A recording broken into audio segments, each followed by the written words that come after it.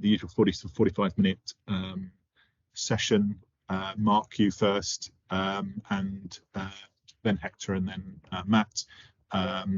Obviously, if you can keep an eye on your time, if you are running over, then I'll kind of give you a warning. Okay, so without any further ado, then this is the rolling transformation session, born out of a conversation which, as we all know, we don't have the budgets or the time to fail these days, and indeed we quite often, I mean, the whole system transformation in one hit is not a luxury that we've been able to afford for many years. So the idea that you can put in infrastructure, put in facilities that allow you to organically grow your change as you go, create impact, and spin the wheel up further and further is really important. So we've got sort of 3 examples of how you can start to, in very short order, get parts of your organization on board, get change happening, and make things happen quickly, which have a meaningful impact both internally and externally. That's the kind of philosophy. So we've got 3 speakers: Mark Gannon, Netcall, Hector Alexander from Yakeru, and Matt Ratcliffe from iESE, who will talk in turn about theirs. And then, depending on how questions and answers go, we will have a Q&A at the end. If not, and we've absorbed the time, then we'll thank our speakers and leave at that particular point. So, first of all, over to you, Mark, if you want to kick off. Thanks, Andrew. Right, let me just share my screen. Remembering to turn the sound on because I've got a video. Okay, just checking. You see that okay? Yep. Brilliant. All right, well, good morning, everyone. Really pleased to be here on this iESE panel and talking about how we can continue to deliver change in local government, as Andrew says, despite the very difficult outlook. And actually, it's essential because of the very difficult outlook that we continue to enable that change. You'll hear a bit from me about how Netcall is supporting councils to do that, and you'll hear specifically from one of our customers, Cumbria County Council. Who am I? I'm Mark Gannon. I've been Director of Client Solutions for the public sector at Netcall since February this year. Before that, I was Director of IT and Business Change at Sheffield City Council for about 5 years, and I've worked for over 20 years in local government. And in that time, to be honest, I've been frankly frustrated at having to deal with suppliers who talk about partnership and innovation and then don't follow through with it. And in my view, they constrain councils and hold them back from being able to make the changes that councils want to and need to. So for me, it's personally great to work for a company, Netcall, who share my values and my views on what a proper partner for local government looks like. Just a little bit about Netcall. We work with more than 100 councils across the UK, which gives us a really great understanding of the challenges, but also the opportunities that are available within local government. We also work with around 75% of UK acute trusts, so we're kind of well placed to help connect services at that place level too, such as across the new iCSs, and that's obviously going to be a fertile area for collaboration and sharing and change. We're a UK company. We've been around for over 20 years. You can see some of the councils we work with here. We work with districts, cities, counties. And we're particularly proud that 99% of our customers, when asked if they would happily refer us to someone else, said yes, they would. And I think that's largely because of how we work with our customers. So, councils trust us because we help them to take control of their own digital destiny. We get shoulder to shoulder with them on that journey. And actually, as a reflection of that, we've published a manifesto for local governments. I think there should be a copy of the manifesto on the resources part of the conference website. So, but if not, please drop me a line and I'll happily share that with you. Our core platform, our Liberty platform, gives councils the ability to deliver real intelligent automation. So it makes services better for citizens. It improves customer experience, and it also improves the experiences for council employees, which is really, really key these days, especially because of the ability of employees to move now to remote roles. So giving them systems and tools that enable them to enjoy coming to work and serving citizens is really important. It does it quickly and cost effectively. So for example, our Liberty Create solution, our low-code platform, There's a single fee. Councils can build as many processes, as many applications as they want, and have as many users as they want without additional cost. And that's just one of the ways that we think we differ from some of the legacy suppliers. A little bit on the context. Obviously, Andrew said the challenges facing local governments aren't new, but they have been exacerbated by COVID-19 pandemic. And sadly, they're going to be further impacted by the economic position of the country. You know, you might say that it's austerity 2.0, or depending on where you are in the country, you might say it's continuation of austerity 1.0. Whatever that, the budget and the resources available is reducing. Between March 99 and December 21, employee numbers across local government fell by 750,000. Budgets, similar downward trends. Local authority spending power has fallen by 16%, but actually that masks a almost 40% reduction in core grants from central government over the same period. And we know how that affects councils, and we know the impacts that that's having on their decisions.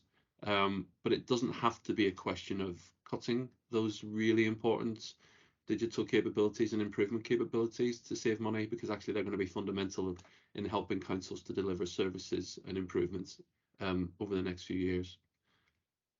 Data insights, absolutely fundamental in terms of being able to make the right decisions, improve digital processes. That data that was often trapped and held hostage by councils' legacy vendors in those legacy applications. You know, think about social care case management systems. I'm sure Andrew has some views on that. And because every local authority has a huge number of those legacy applications supporting those, you know, citizen services, it's often a really complex, lengthy, costly, and frustrating challenge to try and untangle what we call the legacy spaghetti. But, you know, open and agnostic tools like ours can really help councils unleash that data. And then citizen expectations, you know, they have never decreased in the same period that budgets and staffing numbers have. But even worse, you know, as housing and cost of living crises grow now in the country, local government is always the first port of call for worried or vulnerable citizens. So that's going to put huge demands on services. So the idea that, you know, it's about doing more with less, I think councils are now faced with having to do much more with much less. So how do you square that circle? It's a real challenge.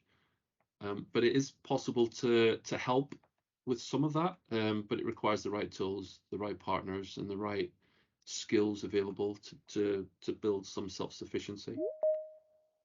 And, you know, innovation, legacy technology. How can councils continue to use innovation to support change? I mean, sadly, much of the local government solutions market is hindering, not helping that. And they just serve to maintain legacy technologies, systems, processes, and commercial models. And local authorities are being let down, in my view. But it doesn't have to be like that. So I'm going to play a video now of one of our customers, Kate Herr, who heads up Cumbria's digital and customer experience team. And she'll talk about how Liberty Create low-code solution has made it possible for them to deliver really innovative change really fast and save money at the same time. So hopefully you will be able to hear this video when I play it. So I'm Kate Herr. I'm the Senior Manager for Digital and Customer Experience at Cumbria County Council.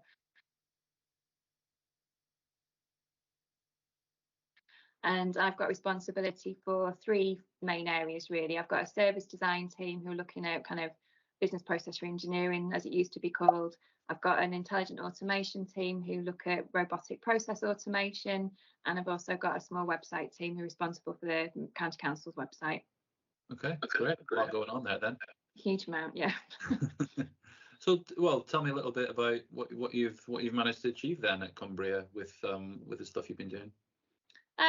So we've had a really inspiring, I think, journey with our platform and what we've been able to do. So we started using low code in 2018, and we very pragmatically chose some proof of concept services to start with that we could really demonstrate the benefits that could be delivered through low code and taking a service design approach. So this was trying to counter the usual argument that the council wanted to build online forms and that was going to make all things better. And we were saying, no, it's not just about building an online form, it's actually about building a better service, which may have an online element to it, but we really need to take it back to that basic element of really understanding what problems you're trying to solve and building a service around that. So that's driven everything that we've done in Cumbria. So as I say, we started out with some proof of concept services so that we could really kind of show the benefit of working differently with people to build those services. And from that, it's just grown and grown. So we've got some really successful products now in areas such as Blue Badge. We've got our own highways front-end reporting system that integrates with our back-end highways management system provided by a third party. We've got a complaints FOI, EIR information system. We've got some short breaks, SEND short breaks for children with disabilities system. We had waste booking. You know, we've got about 45 systems now that are taking in excess of 300,000 transactions across the authority, all of which have been built with service design in mind, and mostly are end-to-end systems as well. So there's a case management process sits behind it as well. So it's not just about the completion of a form and a transaction that then kind of disappears into the black hole of an Excel spreadsheet and is dealt with by staff. And then that is all then linked to our telephony solution as well. So that's where we've got our customer record, and we're just launching our My Account function on some of that as well. So very successful in our COVID application. So, you know, nationally a recognition around test and trace, which we built in 10 days. Vulnerable People Helpline, which was again linked to telephony, that was a case management for medicines and food distribution in our 6 community hubs. It was also then used by all our district councils in Cumbria as well, so we were able to open access to them so that they could use the system. So, you know, you name it, we've kind of done it really. So that's massively impressive, and I suppose it's interesting you talk about the user-centered design and that, because I think there's often this thing where, well, let's focus on websites and forms, but actually the real value is in that kind of end-to-end transformation. And I suppose the low code gives you the opportunity to kind of iterate and test and then take feedback from users and change as you go. Been brilliant. And again, you know, it's been, you know, trying to change the way people approach that kind of system build. It's not just about pulling together a functional spec that then disappears off for 6 months and then somebody produces a thing that isn't quite what you wanted and you haven't quite been involved in it because they've misinterpreted it. The way we've been able to use low code is very much working alongside service areas, working alongside customers. It's never finished, it's not done. It's the best it can be, and then we take feedback and iterate and improve it. So from a service perspective, there's not a point of the journey at which they're not involved. So they see it every couple of weeks. They get the opportunity to feed back. They can see their changes being made often live in front of them. And it's the same with customers. Soon, if there's any customer feedback, user feedback that we need to do things differently, we can adapt and flex and change it really quickly. So it's not just about the solution, it's about the kind of culture and environment that's being built around that solution, that people can actually feel that they're part of making that change and they've got the ability to really influence it so that it's much more bespoke for their needs and for their customers' needs. So you mentioned the COVID app, and obviously you got kind of mentions in the national press and I think on the Andrew Marr programme as being better than in terms of stats than the national system. So you've been a bit of a national leader on some of this stuff. So kind of in terms of collaboration then, because I'm always interested in local government talks about the need to collaborate, and you know, so kind of what have you been able to do in terms of collaboration, maybe with other authorities on some of this stuff?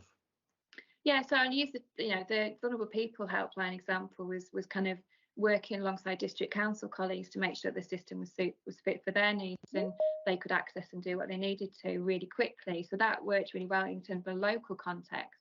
But we've always been really keen to make sure that anything that we build is then shared back with the community so that other people can take the bare bones of a system or an application that we've built and can then use it. And we have had numerous conversations with a range of local authorities from all over the country in terms of whether it's a blue badge system or a complaint system or talking about the test and trace solution.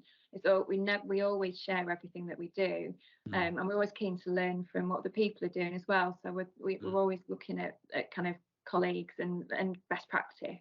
And the benefit of using, you know, something like Create low code is, you know, if you develop a blue badge process and then another council in another part of the country takes it and thinks, well, actually it's almost what we need, but it needs tweaked. It's really easy to make those changes, isn't it?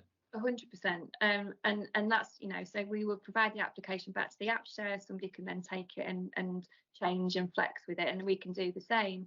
And I think partly, and also having those conversations about the thinking that sits behind the way some of these systems have been built is really good for learning about that as well. So you can understand why people have done things in particular ways that maybe prompts you to think about delivering a service in a different way. So I think it's about the technology and it's about taking that application, but it's also about getting under the skin of why people have done things. Yeah, and presumably using something like Create just kind of opens up opportunities beyond what you would be able to do with a kind of normal, I don't know, case management or a CRM or a, and I suppose it's the openness of the integrations as well that really makes the difference. Oh, it's brilliant. And we built our own integrations. There's already integrations in the system. We built an integration with What 3 Words to use with our highways solution, which has been, really successful, because one of the problems that we had in highways was people being able to accurately find where the pothole was, or rather the service being able to send people out to exactly the right place. And What 3 Words is helping them to address some of that problem. So the service are really keen on using that kind of solution to help them deliver a better service. Well, I mean, I just end by saying how impressed I've been with what you've managed to achieve, you and the team there at Cumbria. It's phenomenal, and to get national recognition, and you won some awards recently, didn't you? We did. We won the Gold Award at the iESE Awards for Customer Focus this year, and we won the Gold Award for the Best Transformation Team last year. So they're doing, very proud of what the team have been doing, and it's great to get the national recognition and know that you're doing some stuff that is seen as being good practice.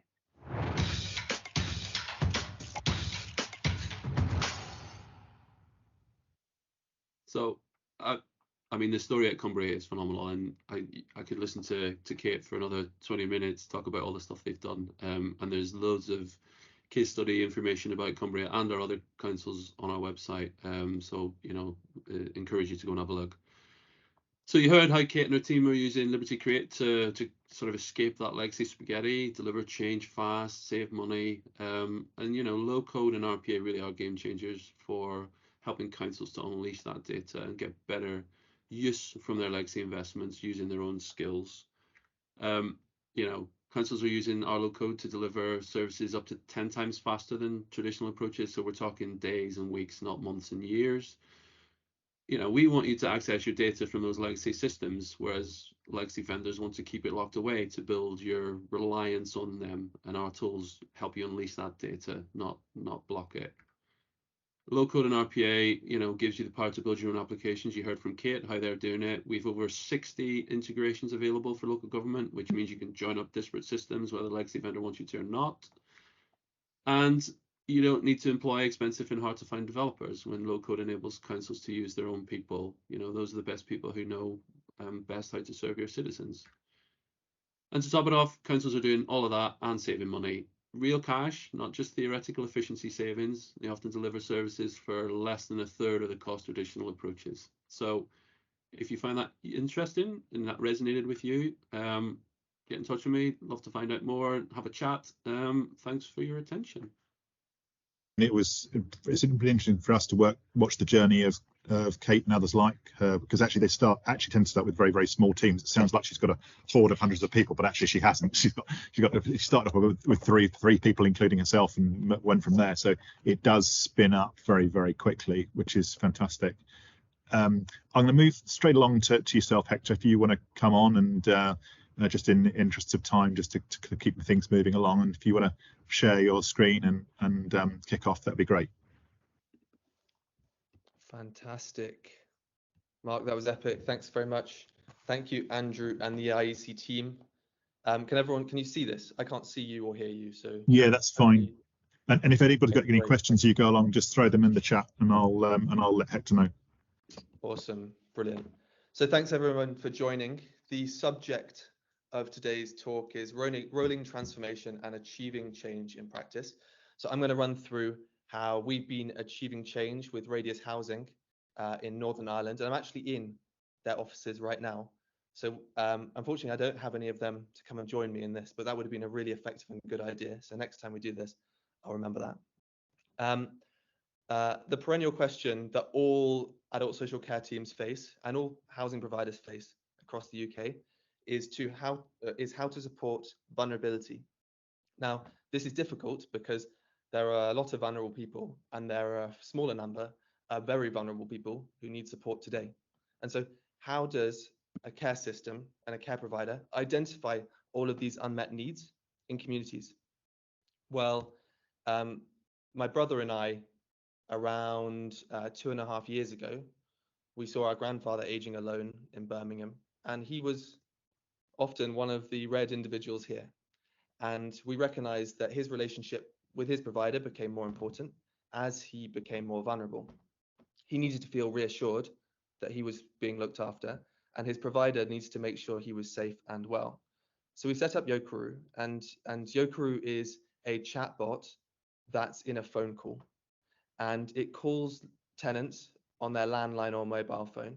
And this isn't a phone, and the tenant picks up the phone, and by either speaking into the phone, or usually by speaking into the phone, they'll respond to say they need help, or that they have taken their medication, or that they're happy with the council services, or whatever it might be. And then that call, if the tenant needs help or if the tenant doesn't pick up the phone, gets escalated to the monitoring center or to the provider directly, who can and do then provide assistance. So I'm not sure how many providers we have on the call right now. I can see there's about 20 attendees.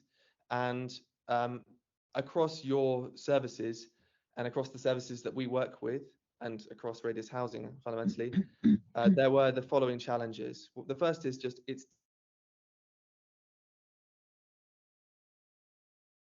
for providers to be sure that tenants are safe. The second thing is it's difficult to provide service continuity, especially in the face of upcoming winter pressures, and there are a lot of hiring challenges at the moment for all providers. And the third challenge is around responding to emergencies. Now, what do you do if you're a care provider and there is a power cut in an area or a lift is down in a scheme? How can you communicate at scale with vulnerable people? So in this context, supporting Radius Housing, this is evidence of change in practice. My brother and I, my brother's my co-founder, we moved to Northern Ireland, to Belfast, and we took on a big project, which is supporting all of the schemes. And at the moment, we're supporting Radius Housing here, but we're hoping to be supporting all of the sheltered schemes across Northern Ireland, and we're active across England as well. And we went and we were visiting lots of sheltered schemes. Now, before this call, Andrew commented that this is a Christmas party, and I wish it was our Christmas party, but it's not, unfortunately. This is us doing scheme onboarding with sheltered schemes so they can be supported using this Yokeru technology. And ultimately, we're giving each scheme coordinator access to the Yokeru platform, and then we're giving the monitoring center access as well, or the provider access as well. And this means that everyone is able to manage the menu of AI calls out to tenants, and those calls confirm individual well-being. And then if those tenants need help, then the coordinators that you're looking at, that we're hugging, are notified. And then if the coordinator isn't there or can't respond, then it goes to the monitoring center. So it closes the loop, and it puts a lot of automation in critical well-being checks across the service. But there are other ways it's being deployed as well.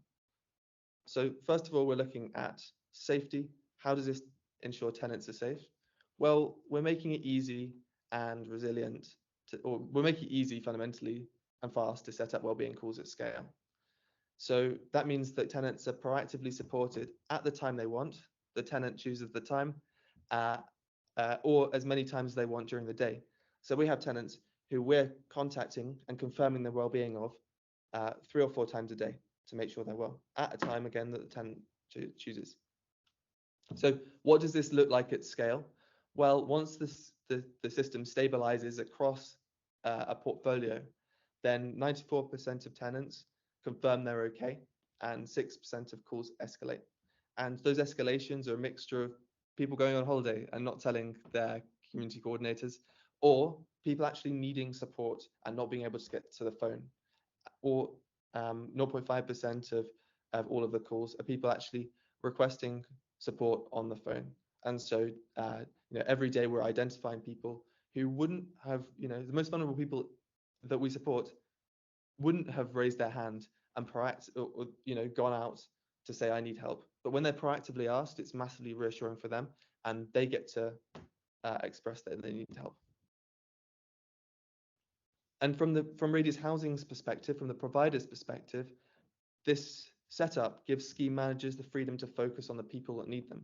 And it's especially effective when we're working with floating support who manage 3 or 4 schemes, because it means that those checks and that proactive help can happen whether the scheme manager is in that scheme or not. And that brings us on to our second point, which is around resilience. Now, the outcome here is to ensure that the services are resilient, but as I suspect you may all agree, and I wish I could see you nodding, but I can't, unfortunately. I can just see my own slides. You may be suffering or struggling with hiring challenges. And as we go into winter, as pressures become more intense, what do we do about ensuring tenants are safe resiliently and making sure those services happen continuously? So when deployed, Yocru ensures support continues despite team absences and vacancies. And that's because scheme coordinators and basically the team who are on the ground set up calls on either their desktop or their mobile app, and those calls get made out to tenants regardless of whether the scheme manager is there or not. So it means that you can plan your day, says Sarah. She knows that when 9 o'clock comes, she knows her support call is going to come, and that means that she, like, as the provider, can be sure that she's okay today.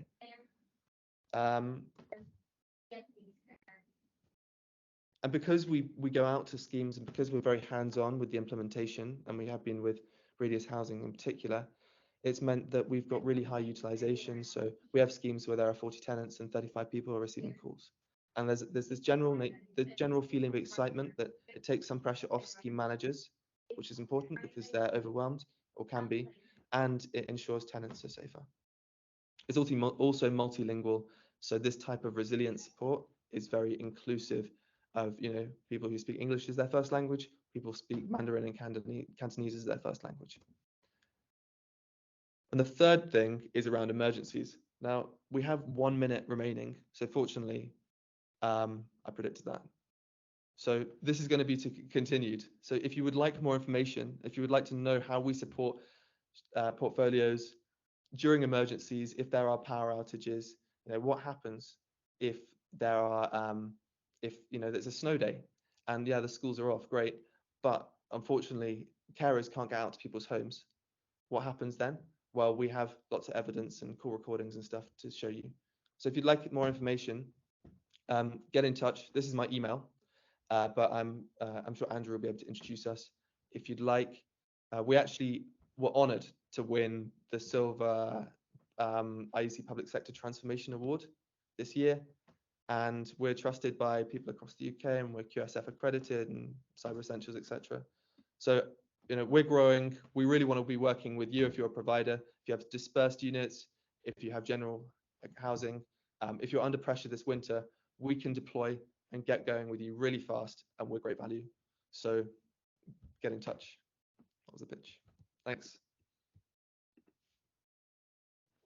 Thanks very much, Hector. That was excellent, and I think a really good example of where new technology can just do things at scale that we actually can no longer resource and afford, if we ever could, the sort of scales that you're reaching. So a really good demonstration of the application of the technology in a really important environment. So we've had sort of 2 presentations now around sort of the technologies and how those can be deployed. Now I'd like to hand over to Matt Radcliffe from iESE to talk about the customer focus wheel. So this is a method by which you can start to see how customer focused you are and to identify where you can start to make meaningful changes rapidly. Matt, over to you. Well, thanks, Andrew. So I'll just kind of start, by picking up on what the other 2 speakers have talked about there. So this, it's this sense and this environment and of sort of challenge and pressure. We've heard about technology solutions. What I'm going to talk to you here is about some of the work that can happen before or around you start to reach some of those decisions or approach some of those solutions. And this is about rolling transformation, but with a particular focus on, a customer-centric focus. And for today, we're going to be talking about that kind of customer experience, that customer intelligence, that understanding of that environment, and whether customer is a word that you use, or whether there are other things that your people, yourselves, your organisations feel more comfortable with. Ultimately, what we're talking about is those who are in receipt of and deliver a service. So the customer focus wheel that I'm talking to you about today, it is a diagnostic approach. It's a proven methodology that is delivered on behalf of iESE and that enables organisations to understand, as Andrew said, where are you sort of truly customer focused, or indeed are you in the areas that are really critical. It's an outside-in perspective, so as that kind of that partner, that friend coming in to have a look at and provide an objective assessment of everything you're doing, including what you kind of stated publicly, what the vision and the aims of the organisation have said, but then really testing that right down to a kind of a granular level to see whether that's being delivered in practice, and then ultimately, what are some of the things that you might consider or be able to do to address that. It's based around the idea that the customer is best placed to tell you what they need, and that is factored into the approach as well. So as I said, it's a high-level diagnostic methodology. It's about understanding the level and nature of customer demand. So why and how often do people get in touch or come through customer touch points. But it's also about then the experience that people have when they're doing that. So how is that impacting on people, and how do you bring in that kind of that human and that personal element to understand the impact that the services you deliver have on people as well, and then ultimately identifying opportunities. There are opportunities in there to reduce costs, and with some of the organisations that we work with, that has been one of the key drivers. For many, it isn't about cost. That's one of the added benefits that comes out of the work, but it's ultimately about improving customer service, improving customer experience by doing things differently. Obviously, we've all learned and adapted in the last few years. The approach that I'm talking to you about used to be delivered as a face-to-face piece of work. During the pandemic, we shifted that to be delivered completely online and digitally, and now we're sort of proud to be able to say that we can do a little bit of both, and whatever works for your organisation. So whether that be physical face-to-face meetings, workshops, and presentations, or doing things like we are doing today on Teams. So included as part of this assessment, it considers sort of 4 key dimensions, key areas. So we're looking at metrics, customer service personality, customer vision, and then ultimately the processes that support all of that. So as standard, what we deliver, you get that evidence-based assessment of customer experience, but you also get the benefit of iESE's experience within the sector and beyond. So how do you compare with your sort of peers, with other like organisations, but then also outside of that, what things can be learned from organisations that are doing things in different ways. There's also an essential element there, and it was kind of touched upon earlier with Kate from Cumbria talking about that culture and environment that underpins excellent customer service, excellent customer experience. So where is your culture and the behaviours that underpin that in terms of not only what you're hoping to achieve, but how capable and ready you are to do that. There's assessment of sort of high volume, high impact processes, the key things that are kind of customer focused, customer facing, and ultimately whether they are serving you and your teams, whether they've been designed with the kind of ease and peace of mind of the teams as front and centre, and perhaps not the customer experience and customer needs. So some examples of what we do as part of the assessment. So before anything happens, we would be asking you for the kind of key documents, strategies, plans, reports, reviews, anything that gives us a really good sense and understanding of where your organisation is at. Obviously, that would happen through a number of conversations as well, but it helps us to get a real sense of what are those sort of key strategic documents saying about who you are, where you want to be, and the challenges that you're facing. It also includes a number of interviews, and I'll sort of share some examples of those interviews as I kind of move through the presentation. But ultimately, this is about talking to people at all levels within an organisation and outside of it, to understand really what is happening. Activity analysis is very much about, what are people doing on a day-to-day. This is done in a kind of trusted environment. There's no kind of judgment, because obviously when you're asking people about what they do, certainly if it's part of something that has perhaps a tag or a label of review around it, people can quite rightly be a little concerned about what that might mean for them. But this is about helping to make people's day-to-day work easier and their experience a better one. So we find that people engage with us really positively to talk about, what kind of work takes up their day, and what are the challenges that sit within that, so the things that are perhaps getting in the way for them. We capture and analyze demand. So, wherever that customer interaction takes place, we will kind of find it. And whether that's data that exists, if you're in a kind of data-rich environment, that's fantastic. We review, the evidence that exists as it does. For many organisations, they would say they're not quite as mature as they need to be when it comes to capturing some of that information. So we either, deliver some of the sort of remote diagnostic tools, or in-person observations and time spent understanding those kind of customer touch points. And then as part of that, we would identify some of the kind of key sort of high-level, high-impact processes.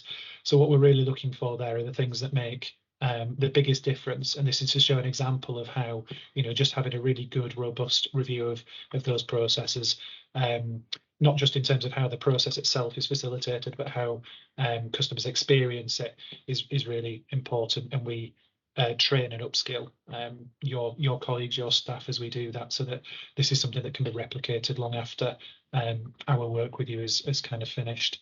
And then ultimately, that kind of leads through to the kind of so what, the evidence-based feedback report, which I'll sort of share a little bit more on just towards the end. So some of the things that we do, these might seem familiar to you, and the CFW, the customer focus wheel, is a methodology and approach that is proven. So there are certain things that we deliver as standard within that. So things like I was talking about there, that kind of staff activity analysis. Where are people spending the time? How does that split out? And are there any differences between staff and managers, or people in different areas of the organisation? We also undertake or can undertake customer voice sessions, so speaking to your customers directly and understanding, what is it that they need from your services, from your people, from your organisation, and then being able to present, how do they currently feel that is being delivered, and realistically, where do they feel that could be in the future. So that gives a real good sense on needs, not wants, that can be really quite specific. Processes, I mentioned just sort of quickly earlier, this isn't just about looking at the kind of high impact process in terms of how that is delivered from start to end, but then also matching that up with customer journey mapping. So understanding how are people feeling, what is that experience as they go through those services, and ultimately working with the teams that deliver this, that process themselves, so that they can see and understand exactly where things are working, perhaps where they're not, and certainly where those improvements can be made. And all along the kind of delivery of this assessment, we are undertaking what we call a cultural analysis. So some of that is done with specific tools. Some of it is just in the kind of observations that are built into the other parts of the approach. But what we're able to do with that then is say how ready and capable do we think you are in order to perhaps deliver the change that you're considering, or looking for that diagnostic evidence to support, and then ultimately, what does that mean for the steps that you would take next, and with that, some of the things that you would want to be aware of as an organisation. So it's a flexible approach. This is just an example timeline. This is one from this year that you can see that we've just concluded. It can be delivered within kind of 4 to 6 weeks if the right things are in the right place at the right time. but it can also be delivered over a much longer period of time, as we're aware that many organisations are facing a lot of pressure on time and resource. So it's important for us that we're able to do it in a way that people can engage positively and not feel like they're having to slot in and fit in some of this what would be considered additional work outside of the day job on top of things, so that we don't overburden people, and then they're able to engage positively with us and the work as we go through. So the report itself, the kind of what part, it's broken down into those kind of key areas there. So insight, so customer service personality, the customer-centric processes and vision, and within each of those we provide a score. So there's an overarching score for each one, and then that's broken down to a number of elements that I'll talk about and that you can see on the screen there. And then that customer culture, where do we feel you are currently, whether that be in a specific team that you've been particularly interested in, whether it's a more organisation-wide approach, but ultimately, how sort of set and ready are you and your people to deliver on the kind of the aims of the organisation. And then ultimately, the thing that everybody wants to get to, it's what are the future options and recommendations. So what are the things that you could do that would make a difference? And I'm sure, if you're in this position currently and thinking, about whether it's undertaking an assessment of customer service, whether that be external customer service or internally, that kind of data and options is something that you're looking for. And I'm sure as part of this kind of 2 days of the conference, you'll see some other ideas that perhaps fit with some of those things.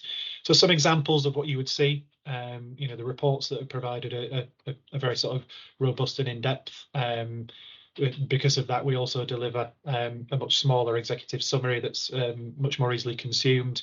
But on the back of that, you do get all of the evidence and the work that ultimately will help you to make a difference in the organisation that you can pick up from. But it's also presented visually, it can be quite helpful. So as the things you've seen on the screen there in terms of purpose for this organisation, scoring really well, people connected with vision and mission and the ultimate purpose of the organisation. But in other areas, it wasn't quite as positive. So understanding, levels of customer service expectations and other things, things I'm sure that will be familiar to you in this room, this digital room. Another example here is just one of the processes and the process reviews that we've carried out and the types of thing that you get on the back of that. So not only is it done, kind of hand in hand with your teams, but we also train them as we go so that they can then repeat this process. And ultimately, once they've seen the benefit of how, their sort of process review that it can bring, they can then look at other things and continue that work once we've kind of finished our work. But ultimately, the things that it's picking out there, whether the kind of challenge for you is around experience and that is the focus, or ultimately it's about the bottom line. Budgets are very tight, and you're looking at where the biggest differences can be made. Things like this can be really powerful, just to kind of highlight where that waste is crept in. So I won't go through our credentials on the page. You've got this as part of the conference pack materials, so you can have a look at the different organisations that we worked with, the different positions that they were in. Some of them are about to embark on a journey. Others were a bit further down the line and wanted to see whether actually what they'd done had made a difference, the key difference that they were looking for. But as you are undertaking the rest of this conference, there'll be opportunities for you to speak with members of the iESE team if you are interested in this approach. So I'll pause there, and Andrew will be back in for the kind of final questions. That's great. Do you want to take your screen? That's fantastic. We are just up at time, but I'm just conscious that we haven't had a lot of time for questions. Mark and Hector, if you want to come back in and put your screens back on, just to say thank you all for some great presentations in terms of the sort of things that practically we can still do to try and create impact as we go, build the aircraft in flight, as it were, and actually make some meaningful differences. We have had one question, Richard Boddington in the chat around how easy is it to actually take and adapt things on app share, Mark. I don't know if there's sort of any comment you want to make on that, and perhaps maybe connect with Richard afterwards and connect him to a customer so they can answer the question as well. Yeah, I mean, the short answer is it's really easy. There's 80 plus applications in our app share, so any council that uses our platform can download those for free and use them as much as they want. And there's a lot of collaboration and sharing that happens across our customer base, and actually, because it's built on low code, if the version they download isn't quite exactly right for their council, they can tweak it themselves. They don't need anyone else to do it. So yeah, really easy. Happy to, and it's on our website. Anybody can go and have a look and see what's in there. And in the same regard, Matt, maybe ask you in terms of the work that you're doing with councils, to what extent are you using the council as part of the team, and afterwards can they carry on doing it for themselves, and there's a sort of knowledge that they retain afterwards? Does it become business as usual rather than just a consultancy intervention? Yeah, absolutely, and it's a key part of why I guess we do it hand in hand with a key team. So sometimes that might be a designated transformation team. It might be people who have volunteered from within the services that are kind of taking part in the work. But ultimately, the idea is that it makes a difference. So we know all too well that if we step out at the point of recommendations and there isn't that kind of setup to continue the work and deliver it, often things perceived to be very interesting getting concluded. Some things might make it into plans, but that's where they can often fail. So it's a key part of upskilling and training people at every stage of what we do, so that they understand why we're doing it, and then ultimately how could they replicate that for themselves to then deliver some of that sort of further change or improvement.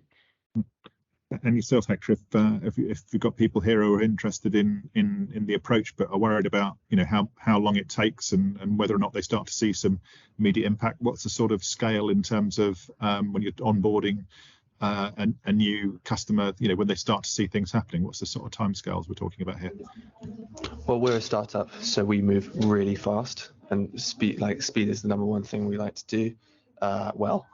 So we will come in, the team comes and visits your team, and we'll sit with you, and probably it takes a day of onboarding, and then we do follow-up calls, etc., and you start seeing the results immediately. And there's dashboards and there's evidence of that. So we really get going really fast. Whilst you're a startup, you seem to be growing pretty fast. What's your sort of size at the moment? Where are you in terms of scale? Well, we're now supporting, through our monitoring centre partners, 54% of care connections in the UK. So that's in my mind, that's slightly beyond startup, even if you are small. we are a small team. Congratulations on that. I'd just like to work with everyone on the call fundamentally. So if you're around, then yeah. Apologies for my inability to chair the timings on this today. I think it's been 3 great presentations and 3 great demonstrations that we can deliver real change and value. And I'd just like to thank all 3 of you for some really engaging and excellent presentations, and just encourage the audience, if you want to make connections in the conference, you'll find everybody's contact details. You can share and network, and if you can't find the right thing, then please do come through to me and I will connect you through to Matt, Mark and Hector. Thank you very much. Thanks everybody. Pleasure.